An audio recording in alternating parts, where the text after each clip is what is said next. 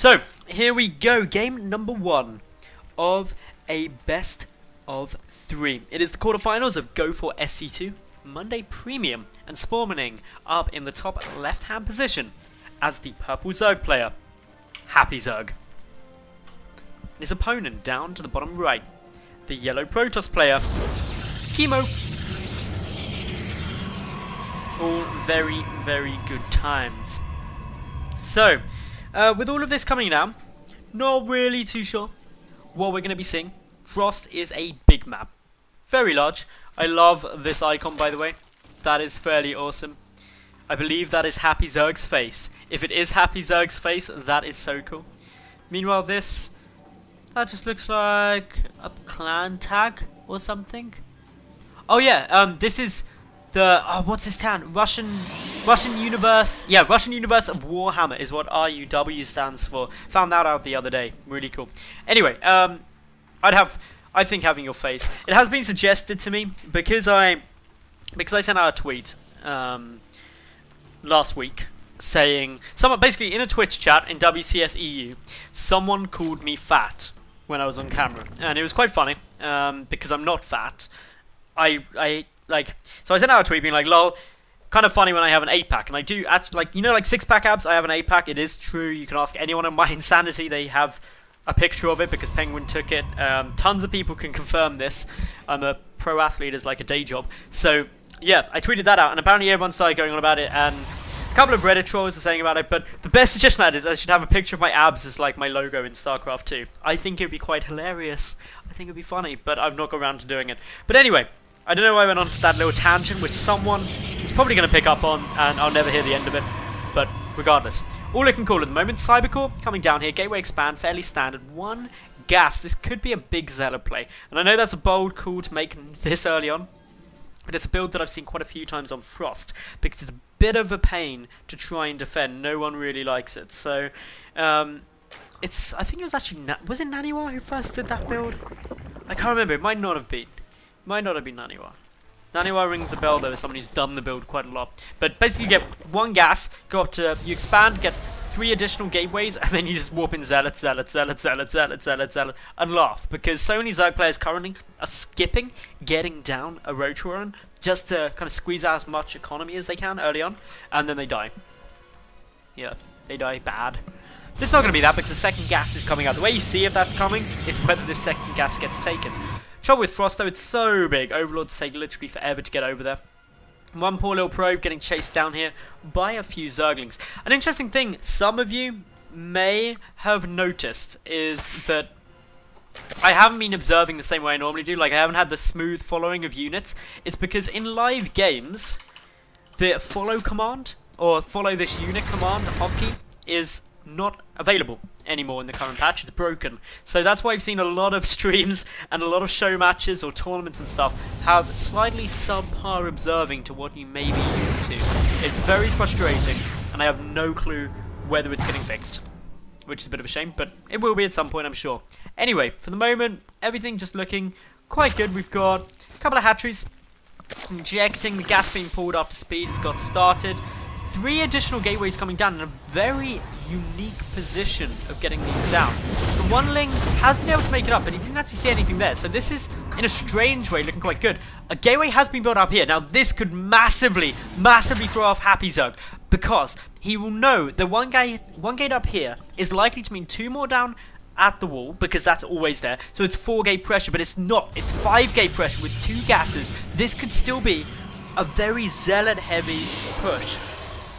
To be honest, this is going to be absolutely crazy. This isn't going to get scouted, almost certainly. This Overlord doesn't really have a need to sack himself in, because as far as HappyZerg is concerned, he's seen everything that he needs to. And this is where it's just going slightly off the normal build can have some massively great fun. So, for the moment, 1 probe gets killed off pretty nice and easy there. Evolution Chamber coming down. The probe going down is actually huge, because the probe going down, I kind of glossed over that. This means no proxy pylon. No proxy pylon means no warp-ins. No warp-ins means no push. It is monumental that that probe went down, And that is HappyZerg actually deflecting this build before it's even really come. Yes, there's a lot of sentries here now. They get scouted so early. Spines are going to be chucked out. There is no third hatchery as of yet. HappyZerg instead getting down the +1 carapace. Rebuilds one of those spines. He's got so much time now, so well, scouting as it's coming across without that proxy pylon. He's got plenty of time. Adds in a third spine caller now. Rotoron gets started too. 20 lings in production. And I would be very surprised if Kimo actually goes for it. And he's pulling back, and I think this is really his best decision. Is not... I don't think he should go for this push now. I think that this push is going to have so much difficulty. HappyZerg is scouted, he deflected the pylon, it's already hitting a good minute and a half later than otherwise. The Zergling confirming the existence of this push is definitely coming. That'll mean that the next wave of lava that have just popped are going to become roaches. And HappyZerg is an amazingly good response to defend this. Engages early on. Wants to deny that pylon. Loses quite a few Zerglings in doing so. Roughly of half that he did have in position. Gotta be careful. Did force quite a few force fields though, and that means that he doesn't have to worry about those as much later. Could look to go and counterattack. Yes, there's a Zealot in position, but I don't think that's actually walling off completely. So Zerglings could counterattack nicely, but for the moment, HappyZerg gonna just be trying to deflect this as long as possible. One pylon gets very low on health. The second one cancelled, and HappyZerg just buying himself more and more time. Roaches are now out. There aren't that many lings though. These roaches, not quite sure where they're off to. They are going to get trapped a little way though, so you have to be exceptionally cautious. Few lings still sitting down there. The army getting pulled out of position. That means the lings can come back through, take out a pylon, leaving only one more there. This is going to be frustrating because these gateway units just don't get back in time.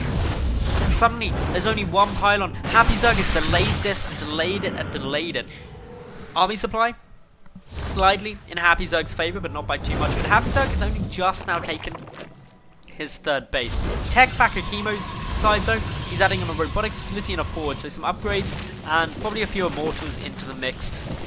But the spines, they're slowly edging forward, going to where they've got more space, making it difficult for Kimo to push up this ramp. The spine's now burrowed up, and this is going to be so tragically hard to try and make its way through. Spine's going to edge their way down, going to try to defend every avenue because there's enough Zerg units here to hold off this pressure for the time being. But as this game goes on, it's looking better and better for HappyZerg. Rune out, come these feelings. They're going to try and get the wraparound. None of the sentries yet dying. None of the units really going down. One Zealot falls to a poke from a spine quarter. A few roaches sacrificed themselves here. Not ideal. They are going to be able to back away, but still very low on health. Not really what you want to see. Taking down these rocks is a very smart move by HappyZerg, but Kimo able to force a lot of units, keep the drone count exceptionally low for the moment. And yeah, if this stays as it does, we're really going to be waiting for the immortals. Probably a couple of immortals, maybe two, then a Warp Prism, potentially three, then a Warp Prism. But that's going to just aid getting a few more Warp hits through. Nice round coming out here from HappyZerg, but the force fields are right on the money. Kimo doing an incredibly good job, but the roaches, there's just so many of them, so much Zerg here. This push taking a lot of damage. The Mothership Core opting not to recall until a very late moment. The resources lost tab shows that Kimo lost less, but still, I think gas-wise, he may have lost more, and indeed he did. Not many roaches died, only lings. Third base is up and running now. 9 drones just popping out momentarily, but it's the follow-on push that potentially now will catch HappyZerg off guard. And the reason I catch him off guard is because he's now gone back to droning, thinking he's deflected this. The Overseer just trying to get a little bit of information about what's happening. One lone changeling trying to keep an eye, knowing, okay, there's no third base as of yet. What's going on here? What's going on?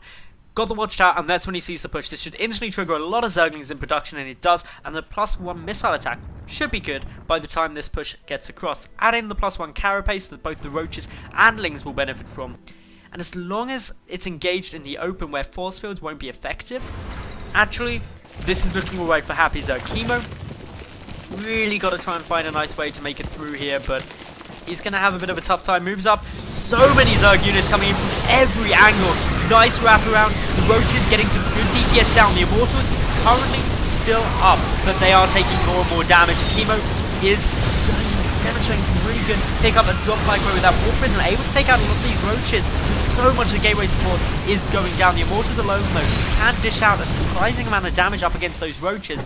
2 still standing, albeit just.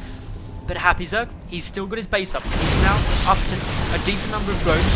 He's continuing on the pressure for the moment, trying to take out these scary units. The Warp Prison cannot really easily be taken out, aside from by those queens. So with no more warp-ins, this is probably the end of this push, and maybe the end of this game for Kimo, because yeah, there we go, GG coming out, and I expected that once the Warp Prison died, because without the warp-ins, that push loses all of its momentum, and game 1 is going to go to HappyZerg.